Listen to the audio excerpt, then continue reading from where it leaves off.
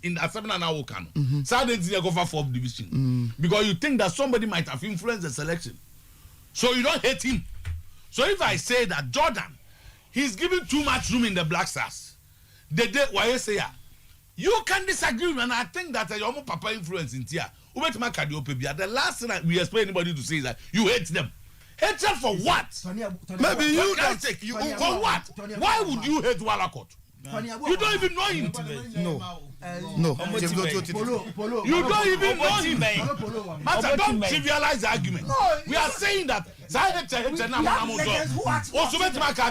can also tell you why you are writing those things.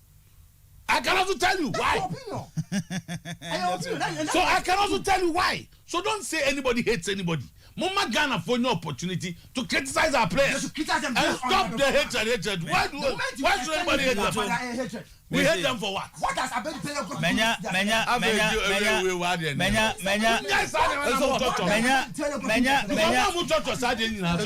We look at the way you write. You put your names there.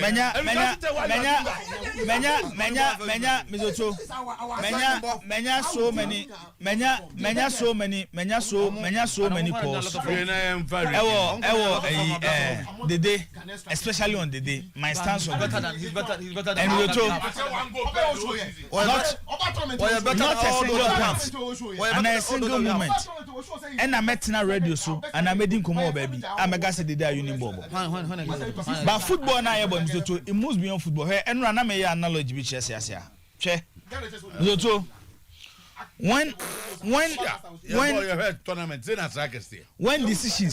decisions are taken on fair grounds, not to hurt the feelings of oh my mengasa. Who is Aliadon's father? And then mengasa now. Say you take decisions. You don't say you take decisions. Say you take decisions. Now me to. And decisions in any better taken on fair grounds. And now me can't say me. Now me can't say me. Say. Share the me. From time I'm a share ball, ebesine amete. I'm not sure. Say me fa asasi sunyina. I will even select more than 6 players by talent. No me better than Bedipele. That is my stance, and I keep on saying, say he's the greatest talent Ghana ya producing. Obisu, anything I'm saying, Obisu on the view. Obi will come in. Greatest Ghanaian player ever. Edinja. What makes him? Achievements. What did he achieve for Ghana? How many times Ghana play men are in African best in the origin? African best way.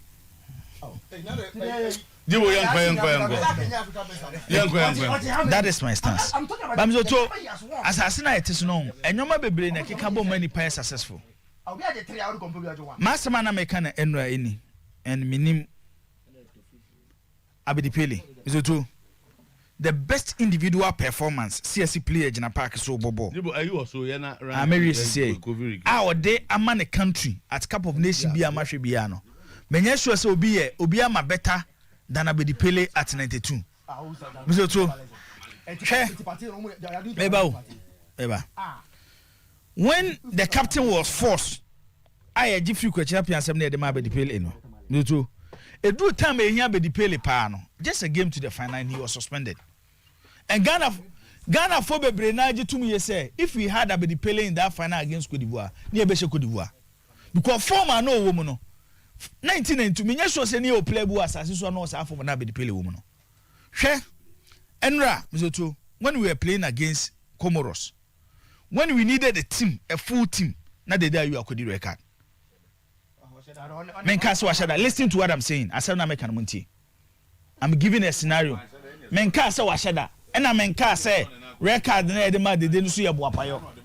Even I've condemned referee action, and then I'm a catcher.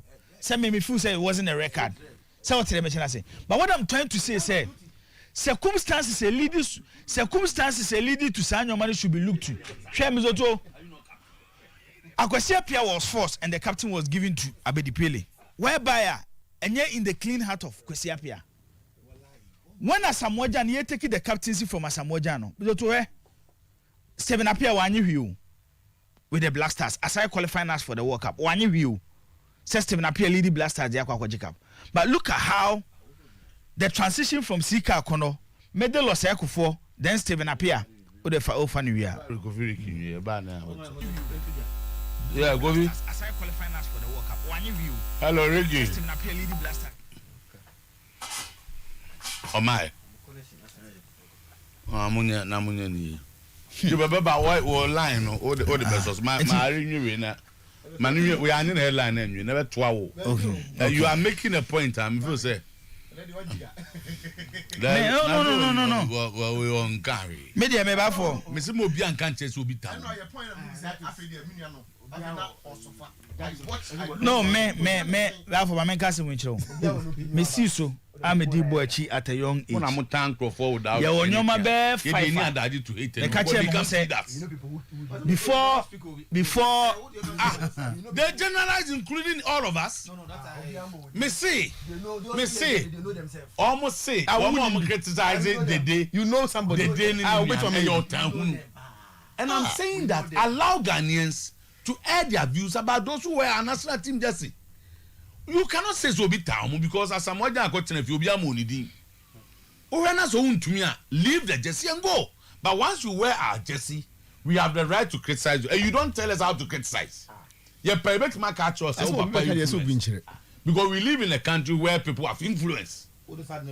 Yeah, sometimes he gave you an example. Also, bank over say because politicians being a quiet town. Is that not influence? Influence. So everyone football. But then where the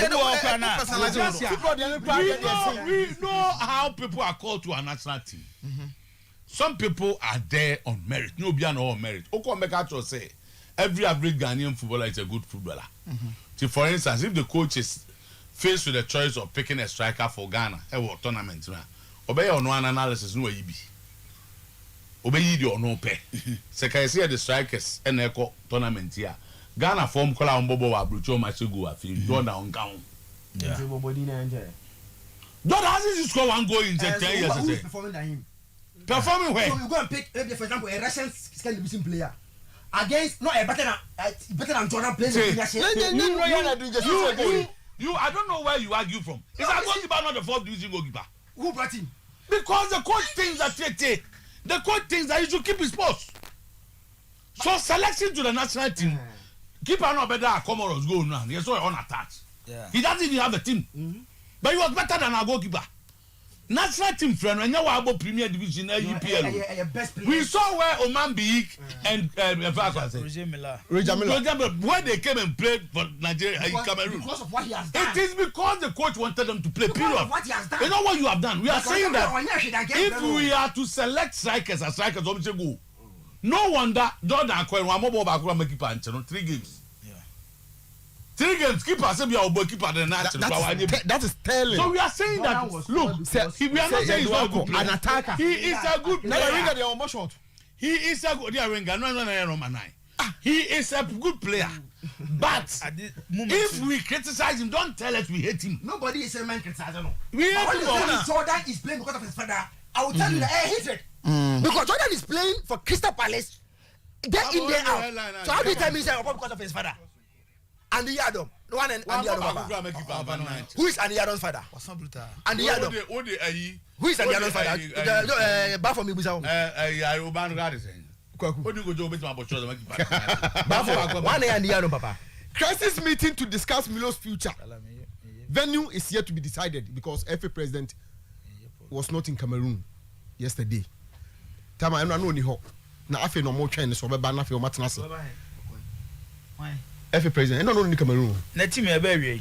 Enti omo twen ida so be ba na. And also on ba be share wa hana. On ba be ye crisis meeting wa hana. Na o maka che ni say here players for. Portion of the contract ni we say we do semi finals a. Ye be yi na di. Ewum za. Omo say ewum sa na obi ka kire me. Say push in the contact in the baby. No, still work up into nobody. That's asema okay.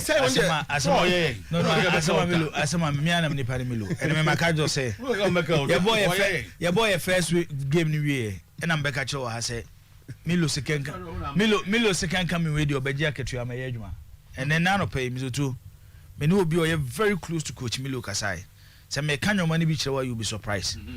So we catch say you came purposely to qualify Ghana for the World Cup. Agreed. World Cup a bigger tournament than the AFCON. But if you can't beat Gabon, untimi se Comoros. Our Cup of Nations. Countries now qualifying no mukobo playoff. Mudi na beti anso mo. Kwame tie we na fato aso. Don't dare come to Ghana. Counting on injured Kudus was shocking. So they free to Milo. Also don't dare come to Ghana and their own team kasa. Anopeya no dia One kasa. Anopeya George Dashim. One kasa. Mpacho waka. National security person. Mpacho waka what Dashim anopeya. But see, he should not dare even to come to Ghana. Anopeya nasem no kind dey is insulting. Now won't me share Gabon, won't me share. Headline says World Cup playoff. World Cup playoff here. World Cup. World Cup playoff. World Cup playoff here go we. Yene Senegal. Yene Algeria. Yene Morocco. Yene Nigeria. But Senegal is better than Comoros. But they have qualified. We saw Senegal against Malawi. Agreed. We saw against Malawi. We do as if say but for that lucky penalty Hey, lucky penalty. We saw them against the first game.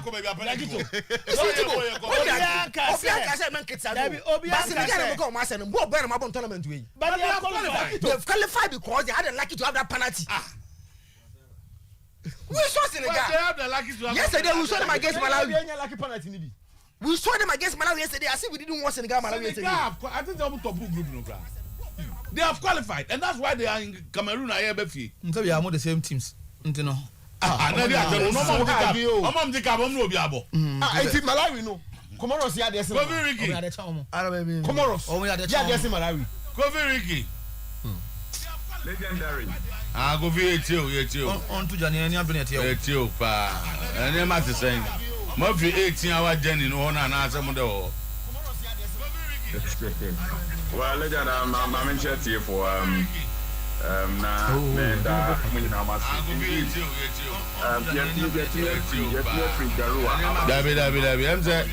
this one work on sound nekaka. This one work on sound where you anim the TV no so come any bibia tell say where the breakfast away. Now no pay your mama breakfast. Okay. I don't pay. Your mom will have fasting. 1 point in the 1 point. Oh, it's almost work on the sound whilst Kofi Ricky is on the screen. Yeah, trying to solve my reports from Cameroon. Yes, whether it looks like kids go boys. A message journalists on Twitter. Okay, this all how koba. Na hear any time. Isaac Afrani Okese or say the current predicaments of the Black Stars are based on many factors. But we cannot leave Anas alone because Mr. Nyantechi was not a saint, though. But at least our football under his tenure was better than the current football administration. Nana Kwabena Ajiman say, Kwabena Ajiman Prempe say I'm watching you from Tafo Amangwa Sinananom Pub, expired Apeteche is better than expired Milo. Correct. So what do you so? Alaji Mama Sali Afira Banda said it is definitely not painful when you are convinced beyond conviction that the Ghana Blaster is not a good team and they get knocked out from an AFCON championship. The team simply lacks everything a good team must possess. Kings Yamankwan and De La Soul from Dodowa Town and Country Planning Department. We saw the real Ghana when we were 10 men down. Yes, when the day was out. As Amojan shakes the day, you react emotionally to lots. The legend, please. This is the worst Black Stars team ever. All because the nation has withdrawn their spirit from them. So the star has gone. Now it's left to the black body. We need to bring back the patriotic first before thinking of rebuilding. Otherwise, sell our mouth and spirits will well against them. In Juventino, good morning time. I'm watching the show live from Carnival Museum in Cologne, Germany. I now agree with Zakito. He said Chelsea is not there, but he insisted that Chelsea, Liverpool, and City are on the same level. Please tell me, you still insist or you have a different opinion? Now, thanks. Black Stars make mine. And I said, Queen, I think given the points build up in the Premier League, I'm not wrong to say that Chelsea, Liverpool, and City are on the same level. So I saw insists that Chelsea is still there. They may have 1 or 2 setbacks, but I think that Chelsea is in that class. I can see being in how can you do the same thing and expect different results? Live from Chicago, Abdullah Desert Warrior Ayuba. Yesterday I asked whether you still believe that this rotten Blaster team can win the game against Comoros. You saw what happened. The day Ayu intentionally got a red card, so he didn't want his name to mention in their failure. Big ups, sorry, Pa. And as from watching live from Buenos Aires in Argentina, people hate truth.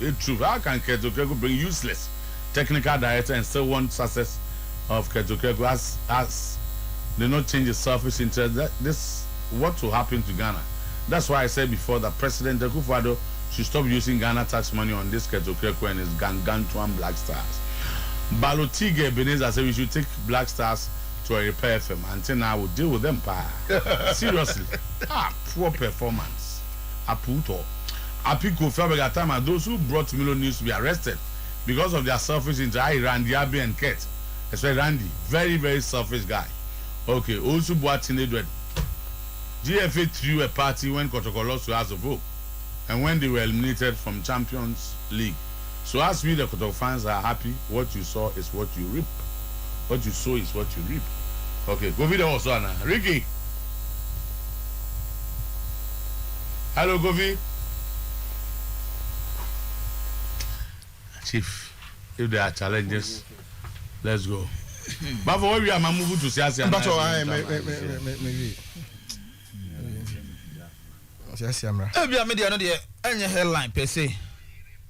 But because to me free said there are a lot of things that cause Eddie and Black Stars no eba from as Ghanaians yanhwe na mum no na ye ten a na you feel say you could do as you gather players na Ghana de Nyakopon de football amayen ye nimbo ball obi no onimbo chen na ye kan de hwa ye ho na amanfo ye the right things in football no mu come anim na 20 before the tournament me can say this team even though not specific group stage there but because this team cannot win the AFCON. Me share the content of the team, the players involved. Now me feel say yentias as a it's a rebuild the team no because the era na Ghana you did not say as a J AFCON no. Yeah, the name of it say no. By empany for if you know actions and inactions, the name of it say no. When you work the rare quality players. That time they bet dominate Africa no. Yantimi anye. And that's in the way mu there. A lot of players. I was telling somebody, say Kamal Dean, Kudus, any of those players now your players are almost backup of nation. But you, Mamen ko Asantazo. Hey, Mickey Charles. my Santazo brother. Minim so Orlando no. So Cameroon. Baby Obi ya Santazo. So Mickey am watching. But I could judge a friend. I'm at home here, dear. No, yeah, power too. I was right. I don't pay mood to say. Me mood, dear, so them say me mood, that has always been the same. Oh, okay. That's always been the same. But like Ghana, Lucy, are performing the worst ever seen the history of the AFCON. When he has Sampa, that goes a mood no down.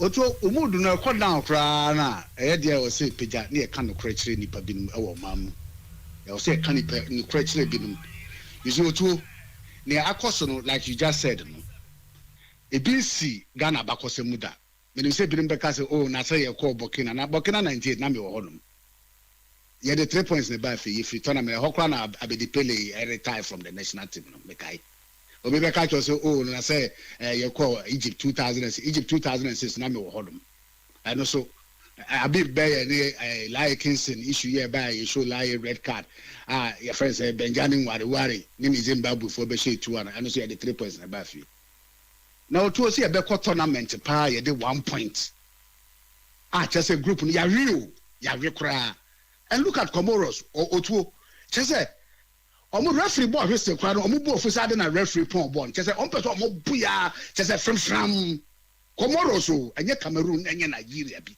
enye Algeria enye Cote d'Ivoire bi Comoros chese yenya omo na chese omo mo Ghana empapa ya no nyina can you imagine sending guase we but Otuo media so warning na no maka na mesa ka bi mu say me fa mo bia say me de be bucket Okriku the president of the Ghana Football Association yeti a me de be bucket Okriku ne say Otuo ye wo mamu Ghana na cat better on national television so ka try say coach na oba no onye matra makwa coach or tried and tested now the doubting Thomases you know those quotes are all there. Otuo I know so winning I don't even have to tell you.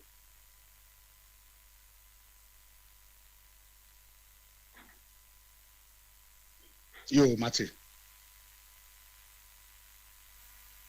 We are super happy that we found our man. We are very grateful that he agreed to come. And for who he is and for what he has achieved with Ghana, we firmly believe that this is not Matra Makwe. This is not Matra Makwe because he's done it. He knows Ghana. He knows our culture. He knows our players. He knows our attitude. He knows our food. For which reason, we firmly believe that we have the right man in place. We firmly believe that the team would achieve its desired target. A coach who is very experienced, a coach who knows our country, who knows our mentality, which is very, very crucial, and a coach who has the respect of our players, and a coach who controls that dressing room of Ghana. We shouldn't forget Kevin Barton was here, Sule Muntari was here, Michael Essien was here, Stephen Appiah was here, Anthony Annan was here, Olele Kingston was here. They all played under him. They all shared that dressing room. We had no problems. So we know our dressing room is secured. That's a big step. I've heard different levels of commentaries, whether we should drink Milo or we should drink Soboro, but we have Milo on the table. That's what we have to drink. Otuo, I'm the way now can me boa. Enwa ntiketo krekuro to ede. Hwe sa kasatwie ene ayampia na ote press conference na se etoto. Sike Akono has been our legend. He was the captain of the Black Stars. The kai ye called Tunisia 94. Na okantim no hwe go a wo hye. Sike Akono, obi anka nkyerɛ sɛ ɔyɛ Giovanni Trapattoni, ana ɔyɛ Marcelo Lippi, ana ɔyɛ Mourinho, ana so ɔyɛ Arsene Wenger bi. Obi anka sa. But you don't sit in the public space and denigrate our coach. Who they saw Pamono crowd. Is that the way you have to talk? And no nanche. And then the Ghana yet one air train say play here the Chemo Cameroon near say Kudus Abana, Kudus Abidurana. Ghana at Drusa level no two. They say she should Kudus say Kudus and Magic Ghana and see. The same player Kwasiapia Kwafreno against South Africa, so Bekaya, or from Gideon Mensa. And na catch from who meeting and said the name catch Kwasiapia. The one na catch Peter Pejana, but so the only one Mr. Kwasiapia now be an also meeting. A catch Kwasiapia didn't basa. Say, born I have a bonnier mediagro, say Kudus Gideon Mensa, now your job is on the line. And Kwasiapia was bold and told him, say, my head is on the chopping block. Say, Kolea me do by your corner body, your bonnier Lusa. And that is how Kudus was discovered for the Black Stars. Obeshe go afi de na chiri pejapejano sa Kudus na play the Chemo Cameroon na manfo we say obanana obetra national television so catch the Ghana for you say who wins an election and works with his enemies. Otuo obia nka say omo abetwam ko no omo ye BBS na ordinary you minim say bi beka say na so so ba man nyukuru abia. But in the last 7 years so woni pa bia ko AFCON finals e bia ko semi-finals. Into the papa mua, you go forward and then call them on board and tell them, say, after elections, no campaign. Mona mako AFCON ne be paying. Mona modru finance ne be paying. Say na mo ye no. Die ne betimi aye. Aka o mani nyina boom. Ni apekwan e be fa so e be de be betimi age AFCON na actually in the last 40 years no. Rather you were on television telling Ghanaians to say, "O me your enemy, so you cannot work with them." Otuo me say me real who to the extent they say Ghana ball lusu. Na Miami football for only be air jubilate. Omani aje say ye Black Stars free. They be a make say bad players who. Ye bad players of Black Stars. Otuo doesn't na me show you pa. Na me hwe jibonum. Mo se mo kwa okro no ma say na manfo e hwe oyerepa. Gabon ball no turn net so who jubilation course wo. Who jubilation course wo Otuo. So I'm saying say Obi and one more time Black Stars and said the amount for person who say Black Stars in the town. Now your leadership no na masa time na idea ben aka Black Stars no. Was officer the oye sika akuna Crawford to ambe bompa e pa Black Stars. And dey bia make say politically ni say who run Ghana footballer. Otuo and make can say the Black Stars say since 1998. The bia me twa me ticket e di a chire sa. I'm saying say politically ni so you smarter. sɛ wofa kɔtɔkɔde baako a bɔmmɔde anefa has ne baako me sɛ bi bɛka sɛ wo na sɛ national team no ɛnyɛ ɛde sɛ parliamentary seat ne ɛkɔyɛ ho election na ɛnyɛ assembly a yɛfrɛ wei bi ane yɛfrɛ wei bi but I'm saying sɛ Otuo ɔmo support Black Stars no ɔmo ana yɛ kɔtɔkɔde has no hwɛ me tama na me yɛ Techiman City no me ne kɔtɔkɔ bɛbɔ a me has supporters ne bɛhyɛ akyire na ɔmo pia kyɛma wɔ so otimi hyɛ ɔmo wɔ se yɛ hyɛ ɔmo na ɔmo a yɛ ways and means sɛ wone kɔtɔkɔ so bɛbɔ a the same thing na has for bɛyɛ wone has bɔ a saa na kɔtɔkɔ for bɛyɛ me sɛ me ne has abɔ draw wɔ Techiman na me am supporters aba o chama ɛnyɛ hwee next time football deɛ saa na ti meanwhile wone kɔtɔkɔ bɔ draw that the same supporters na ba chama yɛ mpabu coach no mo nya deɛ mo gye yɛ get fees na mo di mo nya hwee na sɛ na mo yɛ Techiman City supporters anaasɛ mo yɛ House of Folk supporters ana mo yɛ kɔtɔkɔ supporters nti Otuo me ka kɔsi sɛ saa supporters na support Black Stars no nti politically no wofa wei baako a na wafa wei baako Otuo yɛ nama yɛ di Black Stars akyi nyinaa 23 players yɛ di ɔmo kɔ tournament coach bia ne hɔ na ɔbɛtumi aka kyerɛ sɛ yɛkɔ tournament ama na yɛsu 23 players ne nyinaa wontumi nyusuo mu nyinaa nti politically no fa baako firi ase na nyɛ the support of kɔtɔkɔ ne hearts because yɛ pro ɔmo na ɛra ne Ghana football you don't do all this who dreams FC na wo no wotumi fa player free hɔnom na o former players abo dreams ni bia ɔmo wɔ amonane no na wakɔ free bia free hɔnom you came and sat on national television say this time the year Mark Black Stars coach no nko anya selection so it means to say you influence the selection of the Black Stars it's also problem here by nyina me say hey wontumi nka nkyɛm sɛ no aboard na me hwɛ ni jiku anya ade ana sɛ Kofi Ochire na anya ade wontumi nka san sɛ bi na say Mickey ma wo so ma chọchọ niam bi sɛ Twitter o sɛ de abaso yi sɛ dede ani ni nua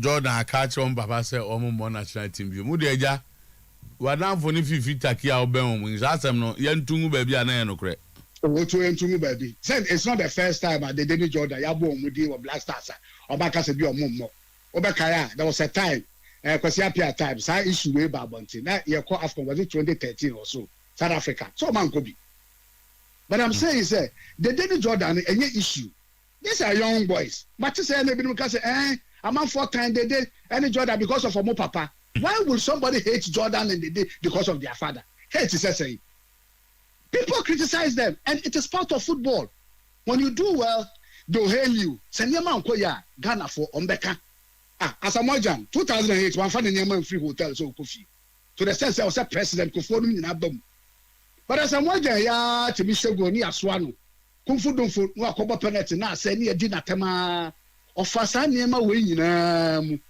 the thing dem and then as a Mojan din omo papa be di pele na nkasa kra no one na criticize no Ghana oba kai be abedi pele and Anthony Yeboah faction and so buy so Otuo I'm saying say obi edi honoma or time Black Stars player na leadership no eye ketokreku dan no ono na ama sa time because 2014 Otuo ye call Brazil by there were issues at a point okọ Kumasi Sports Stadium and ye huru Black Stars okọ Accra Sports Stadium no mu huru afede no mu de do tamale so kra no na nkoyi yesi ni Lante Van Der Poel ni e de say akoye meet players akoye meet am mo ntimi an 19 na World Cup qualifiers ye ntimi ambo ni nyina ba but you could say na nema peja kakra anas bebo mi normalization by nti ka who as a leader no buy what do? You unite the football family. You don't come and throw tantrums on national television and and call people enemies and call people matrama coaches. You have tried and tested coaches and so and so. And you expect them to come and support you. Otuo be the way forward. Me feel say secrets no bet near the Egypt for year in 2019. I be my nyina enya asumdie wo mama. Omo ya den. Omo di omo dwuma to honum including the ESCO. Egypt FA president no. Ono resign oyi coach na di no onu tu no ho ade so. Na o ka che na ESCO for say masa. Ani nguase e dey go Egypt man dey. Ebe ye nyina ye mfa ya dwuma to honum. No bia anya dey ebe. Empe dey baby. And they did that. You are calling on them say they should do the honorable thing. They say it is the best thing for them to do now. Because they say, and me defie nyina have been monitoring all the radio stations. And you see, Otuo, who say Canada buy so mu he ni ejemu. But this time, we trend now. Ekona to say football for na Canada nka public na no amokunu. They say no about 70% the omakwa public no. So how can you fight the public and 70% of your own football administrators? You cannot. ɔmo fan to hɔ no mbrɛ o no obi anya na sumdwe because yɛn pɛsɛ bɛyɛ ne ɛsɛ FIFA de no ho abɛgyim normalization because Otuo mi ne wo ka sɛ yɛwɔ World Cup crucial World Cup qualifier da hɔ no ma yɛde pɛ kata ako in the next bɛɛ ano na Milo si enya no na ɛno nti na ɔbaeɛ Otuo me say katra me nim say what nyum na aba na you say you dey rank kitikiti you dey rank katakata what is anyum if you want to play with the big boys katra Milo so the ontra garu a hɔ no ntoto ayampia baba beto jibo ne ade say siasia no Ghana hɔ no ade supporters na omani abro de gya na man ntoto ayampia because Otuo baby aduru no your crucial World Cup a was here kobo and manim ya no I was say a interim at the same technical team no take you over the Black Stars no mo hwe collapse also mo ye omo ye competence on betimi eku omo wa ma na betimi de omo abeka team no papa na ewom sese no yen for omo hu nchen yen pe bi beka because there are players all over the world scattered who are Ghanaians abai betimi ayi bibia na na make say yen pe say be he na be na FIFA ni aban na asefo abeba mu omo for moduma nto ho na ni chine ya now at least if the ministry will just find an interim management to be and the money yen to 2 year even the football family can do that. The football family can just write and then send it to FIFA. Say, look, ye niema akosu na nya de eboy football no. Ye mpese de see normalization beba na be hwe ne yakwa kofa ban bi abase mukra ne ba ne bi ma monko World Cup na asefu. Nti ya ne ye football for ye pese take you over. Aban ye take you over nti ye sere ba mo bi ona se ye be hia ye beba aban wa besere moa. Na ma boy ne abo World Cup interim ya technical handlers. Because there were technical handlers or my qualified team ni bi akọ World Cup ni bi pay. And I believe you say yes sir. You bet me idea was here. Make him dance, Nyami Shao. You bet Shao Santa so. Matthew Otuo. That's a pay. Mickey Charles, president of relegated Sometymer City Football Club. I think Sometymer Otuo. Follow in line with in summer. Na me de nam. Me free say baby a problem work power in Black Stars no so too. Ye handle you. But you individual players. The handless, the FA president, if there's somebody else like Ghana for, yes, that's what the minute say. One for Ghana football and tour. Now, young football, you should be the FA president. Ne kasanye, ne actions, me also preparing home for the FA seat because no one is all winning. But we be influence here. Me dey be am kasa some way. Ana mo be FA president. Ana oba ya Mr. Otuo. Oye niema basa. I don't know because if I'm passing there's something you call the law of karma there. And no any adwuma na yi. Untutu obi bad na we expect say the whole time and never because so there ma wo. Na some na na say e commentary na say ekofo yeah shake na among for board Jesus that was where na me heartbeat. Captain, referring to the GFA president, me kwame analysis I know meaning some year wronger because over the issue of Milo and how he spoke. On say Milo worked under a certain environment. Time of first, by his presentation, one over Kaya, Milo inherited a team. Of course, we had gone to the 2006 World Cup. Yeah. And moving 2009, that was when our players had good teams. Okay, Samoni and there. Very good. Then the under 20 guys had also won the World Cup. So it also at that time, Milo had a pool of quality players to pick from. Of course. Very active players. Now, the GFA president did not look at that. Because players who are inheriting, I just said we are trying to rebuild. A lot of young players, a been experience, even playing in tournaments. Again, the management at that time, and Milo, they knew Milo well. And the management then was different. Don't forget that.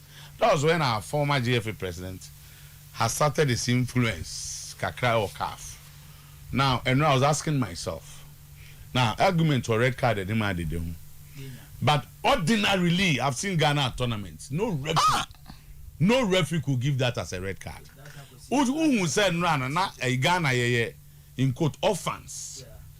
You need come up for. You more as a referee, a penalty. On say of freeway by no, Uja, the dinner can't ball first. if was to rule by that can any red card. But Okofa the rights very good. And the Oba I know abedie. So Milo then who your coach are? I mean, you go into this, you are down by a goal, your captain in coach, most influential player, based on tournament Nigo, I say he's given a red card. Over here then. So when all Samuel Mraneno, he forgot to look at other factors. You can sit here and perform very well. Obi anim the entire Jibo is doing well. Ebi environment needs you too. Ebi kura u free but no wasumdie. So if you are talking about performance, or measure nipa performance, there are a lot of things you consider. But he decided to ignore all those. He eats our food and so what?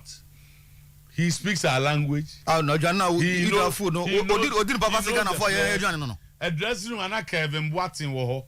A dressing room and a Juan. Those times, no. Now the players wanted to achieve something. Can we say same for this? So now Milo has performed so abysmally. And I do, baby.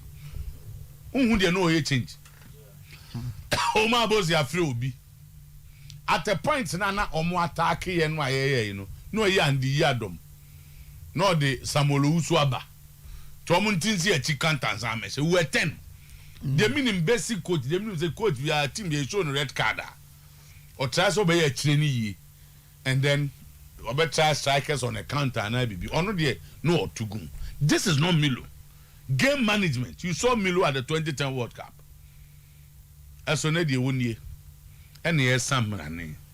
But Mickey Cha accept GFA president resign them say Anna.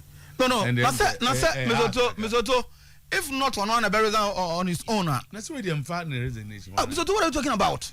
Say a new system no. I don't make us a business. Uko abonti bina say oh Ghana, yes, Ghana, monfo jubilate ya. Send anyone one. Wanna catch you? I started it from 2014. And I reached the highest level. And I want no near my oh yeah. Emma Nipa any. Now says I got a supporter and send it. The ESCO member can't want someone show. The last time I got you. ABI yes, got player and Kobe. ABI no Kakrebi.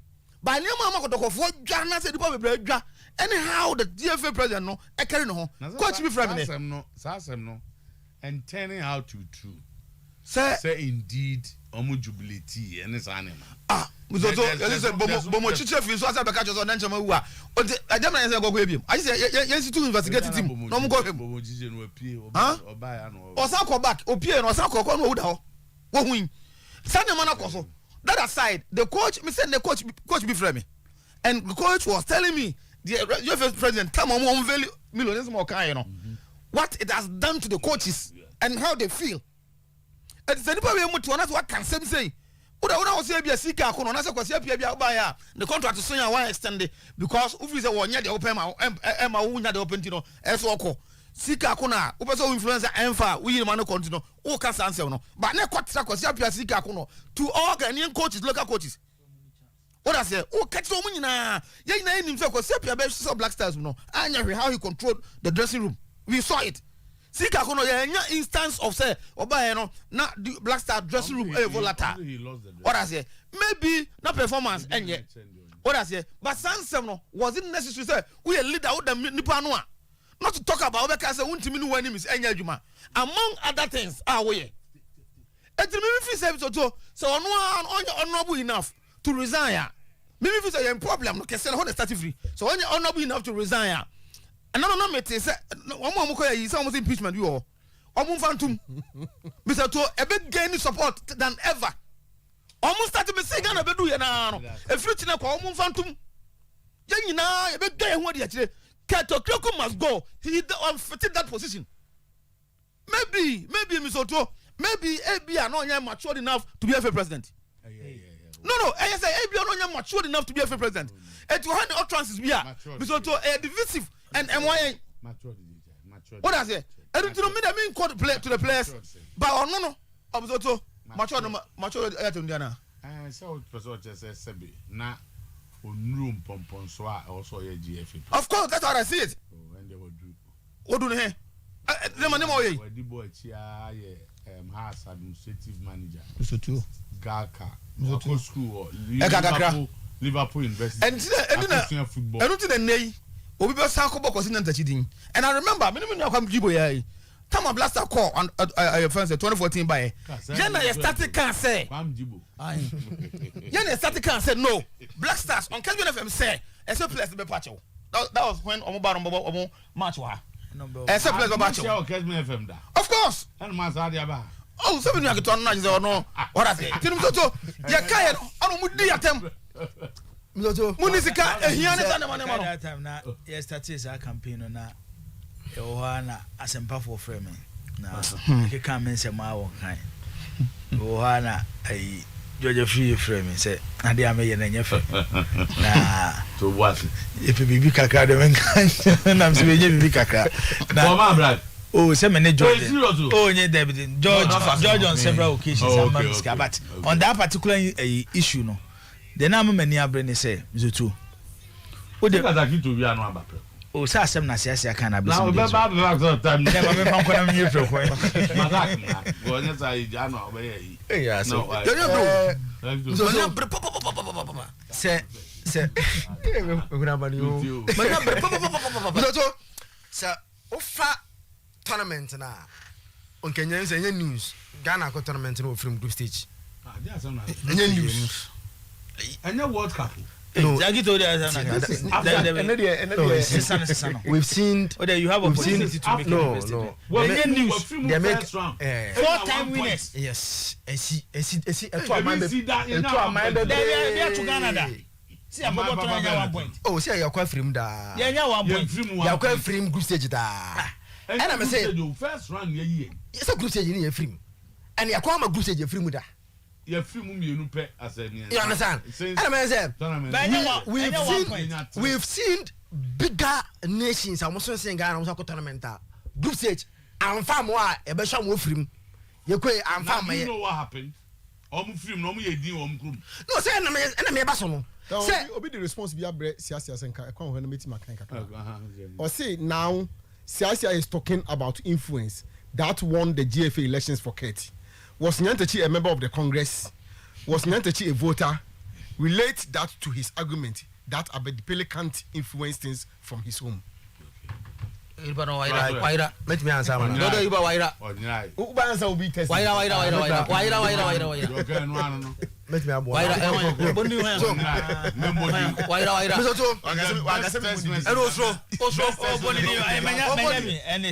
Waira. Yeah, Scandi. Very Scandi. I'm in love with the message. Thank you for your contribution. No. Very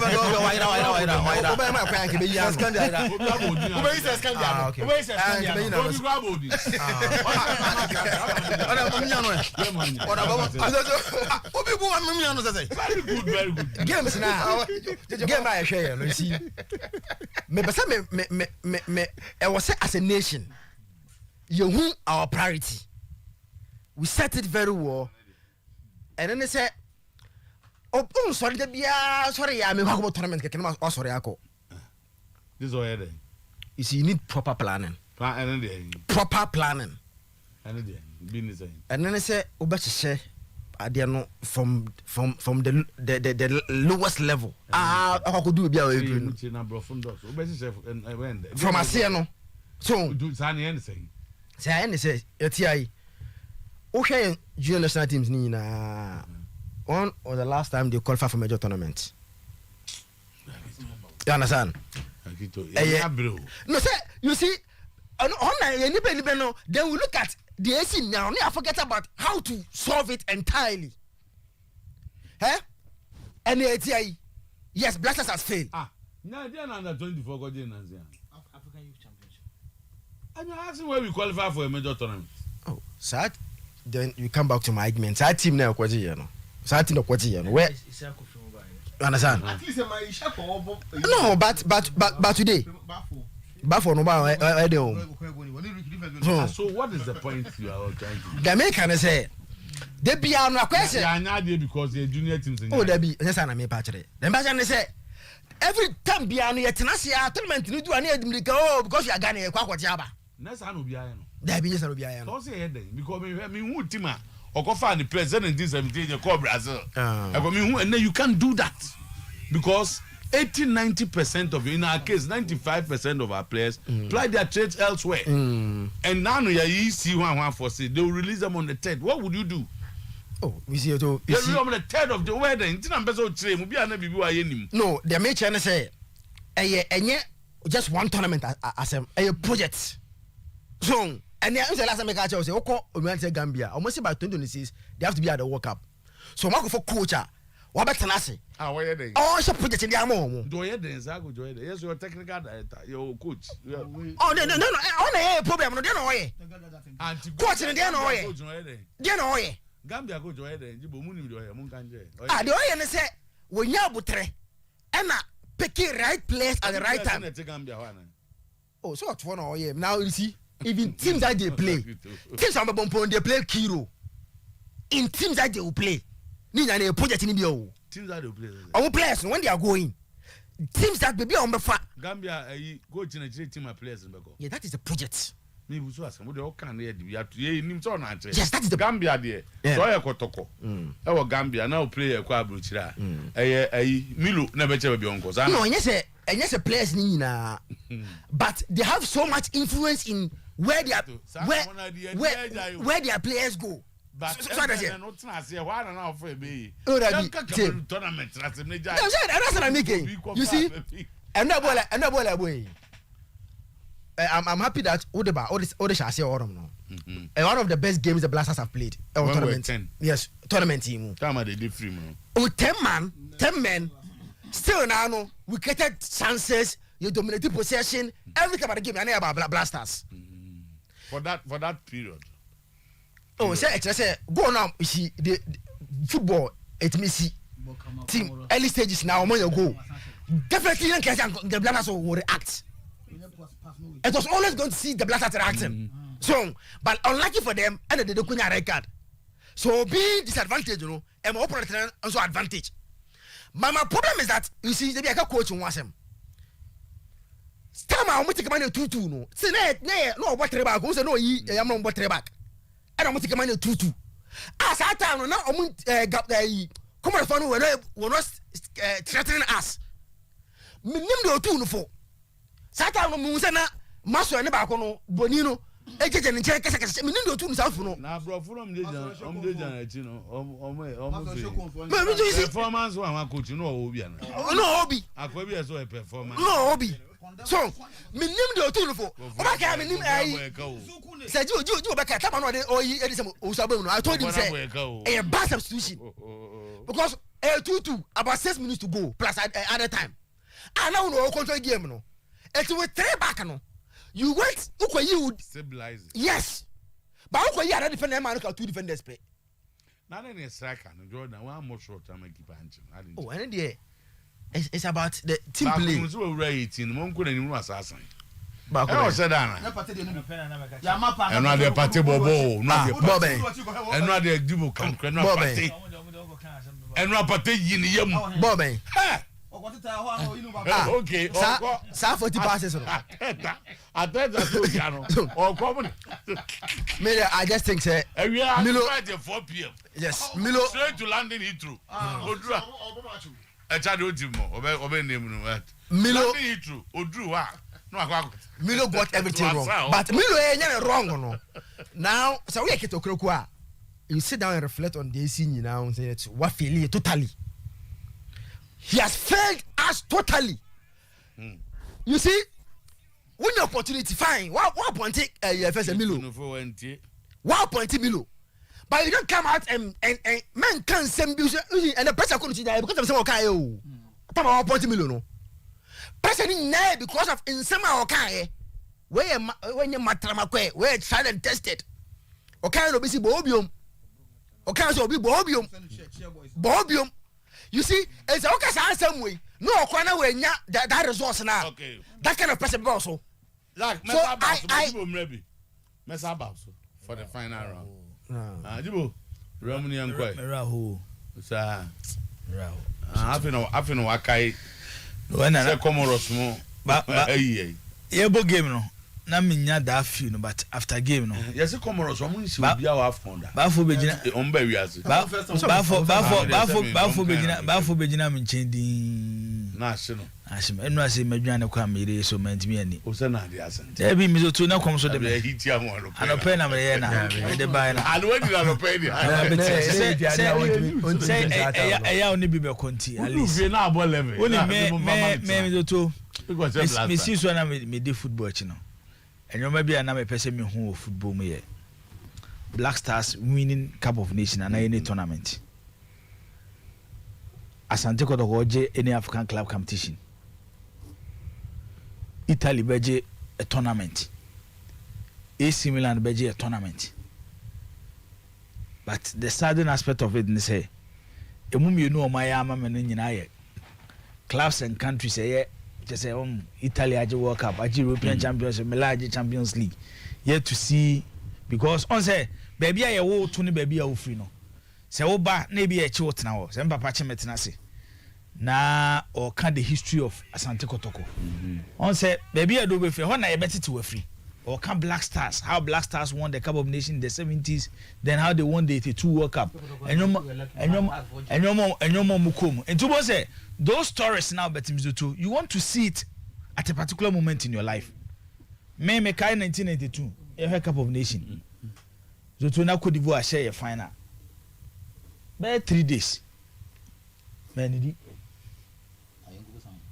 oh wait here for mama no be so 3 days 3 days you yenya no asemba na ka chom so to and then nyoma bi mesi Mr. Otuo 3 days metime de mama number mo afre na no nzuo ah nzuo ga mesi metime de mama number mo afre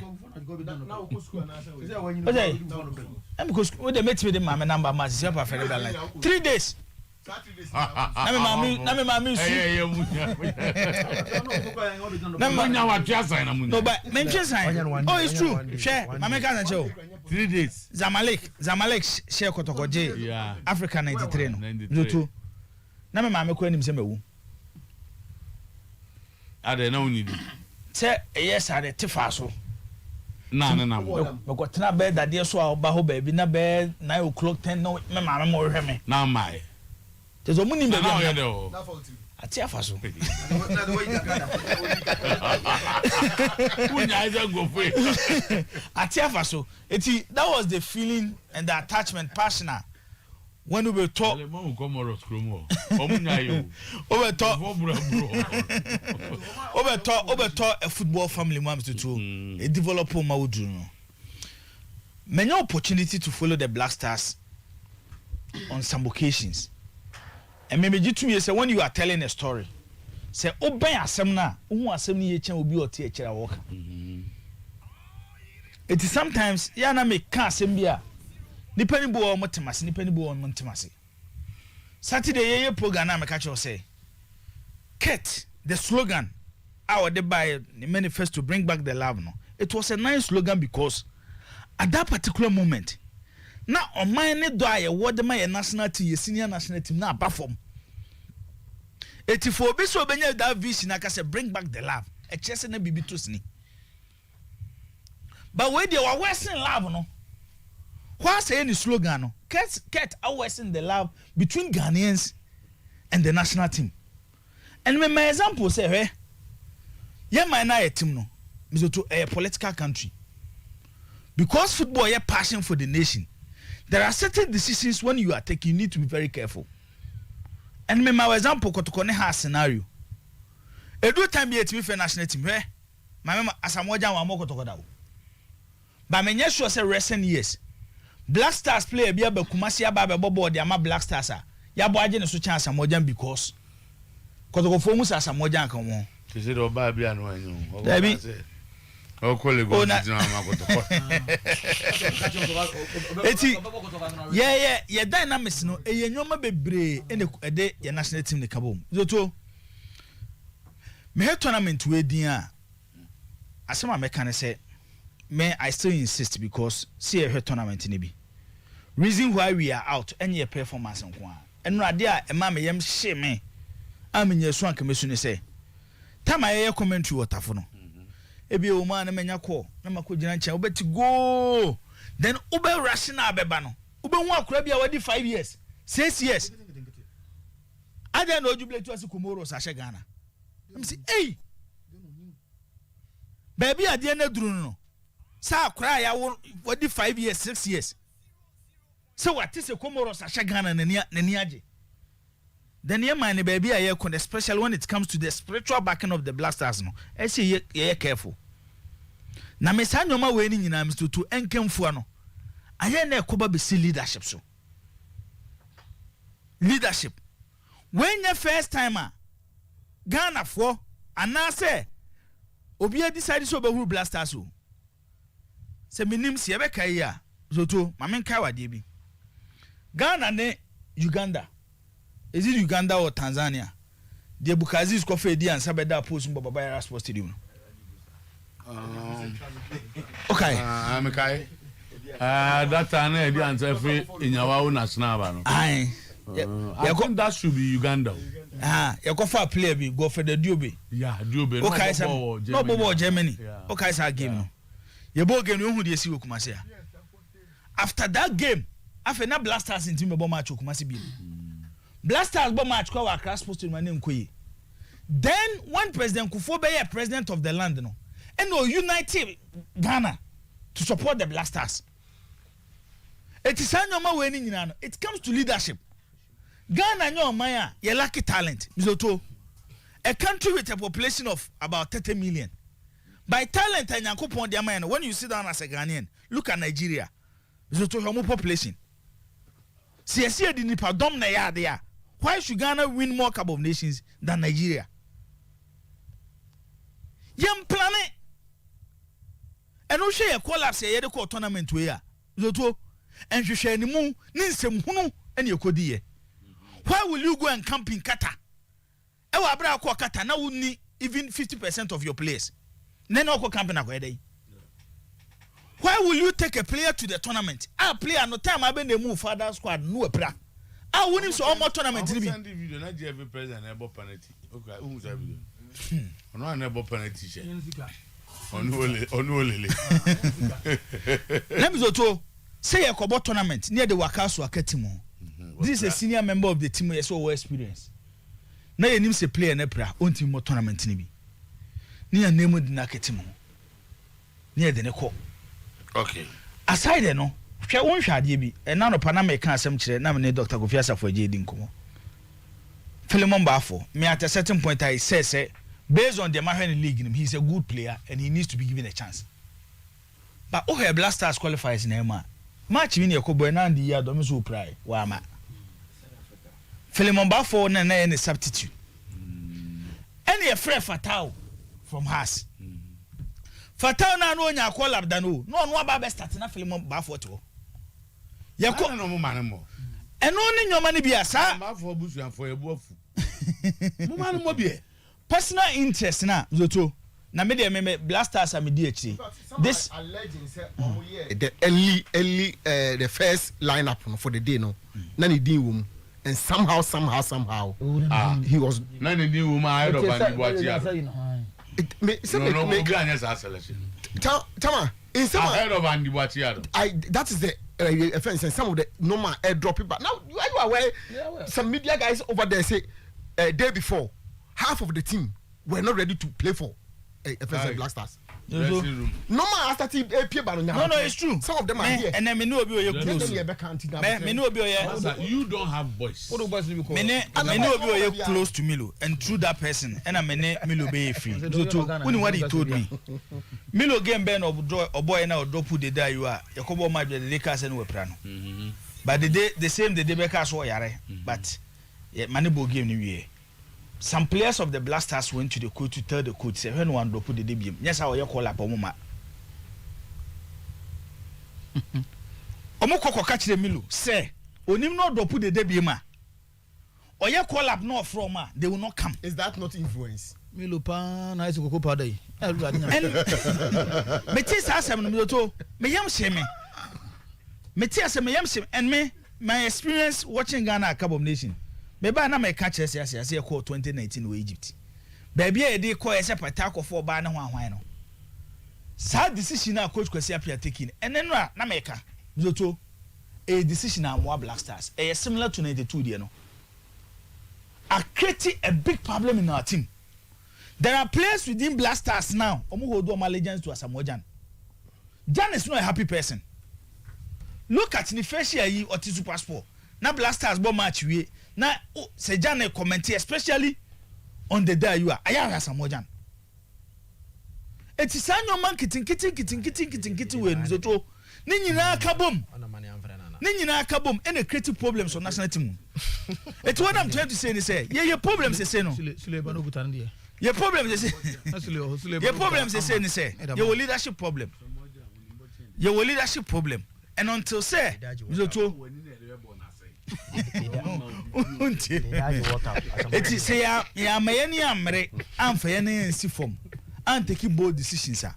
Now man for and to personal interest and to change.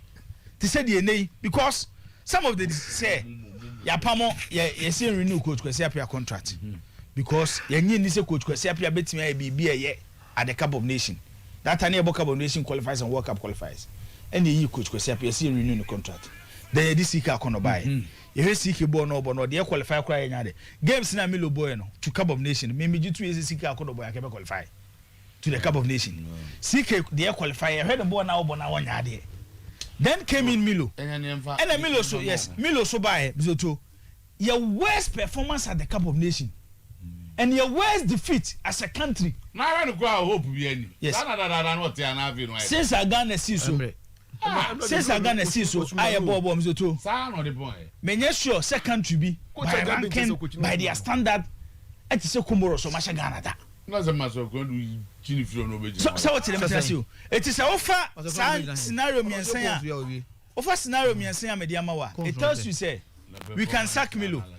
We can sack Sika Akono. We might not renew the contract of Coach Kwesi Appiah. But your problems are bigger than coaching. Right, you boy man for maybe. Well said. You talk about Anka. Yeah, I will about to was yes, I will be sorry.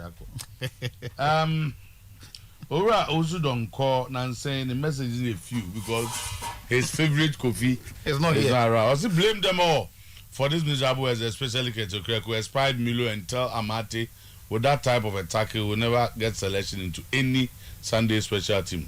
Sorry, leave out coffee tray. Ketokre must go campaign duly launch. Kessie McJass enabling echoed by Siasi. I've agreed to it. His maiden slogan really was a game changer. And game changer has been giving us unthinkable records. He has nothing a leader must have.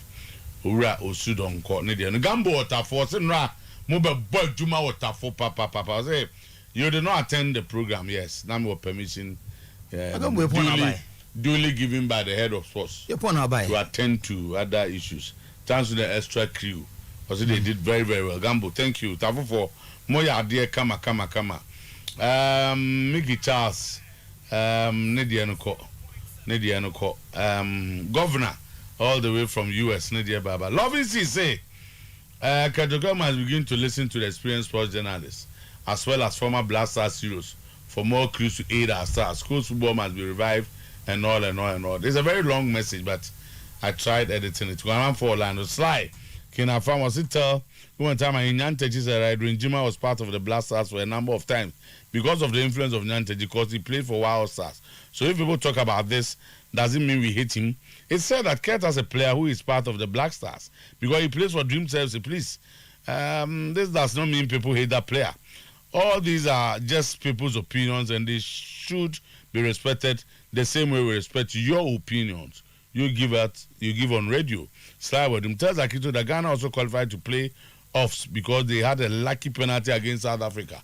And penalty analysis Senegal, Ghana also had a lucky penalty against South Africa. And that's from Slide. Thank you. I will say, you'll forever be my hero. Thank you. I remember you stating categorically that sacking CK will not solve our problems automatically without considering other factors from management. Good job. And it's also about you asking Kurt to be very, very careful. Messages to us, but people are on the line already. And hello, good morning. Good morning, Timer. Chief, it's you, Wani. And need you cancel me, dear, be God, but where do chow papa pay fee? I was a map. Now, make comment in the time and your minimum could make a 11 that nipa no pa che fe no say Miki Charles owura de nyankopon asɛm a ɔbɛkaeɛ no abawo mu na mu da hɔ na deɛ mebusa me ho no sɛ yɛbɛtie ne yɛbɛtumi de ayɛ adwuma deɛ because Miki asɛm a ɔbɛkaeɛ de nyamea ne mu kɔni atɔ Ghana fo akoma so Colombia to ɔkyea wo ɔna yɛ Ezos papa ɛwɔ Colombia thank you very much. Hello, good morning. Sports director. Yes, sir. Mpacho, meeting the Hamza. Hamza, you too. Mr. Chie, you have a Miki Charles Abaso. Na ya kachre BNI for ne, you could say. Mr. Tutoku, huge financial loss at Yamagana. So, you can say, one no track coach Flicker, one team here, Bruni Coachika. Because say, when you matter, when you try and test coach, or bet me,